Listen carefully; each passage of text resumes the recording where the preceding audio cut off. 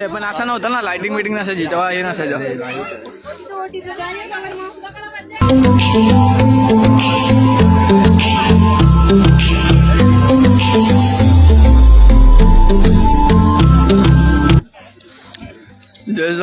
लगेच आलो ना, असं वाटलं की थोडा आलो लगेच, पण आमच्यातला एक मेंबर खूप दमलेला होता. खूपच दमलाय, खूपच दमलाय.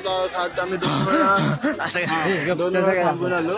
तरी पण त्यांनी जिद्द पूर्ण केली. आईच्या दर्शनासाठी तो आला. आणि तुम्ही बघू शकता किती सुंदर डेकोरेशन केलेलं आहे. तेच एक नंबर दिसतंय. मंदिराचं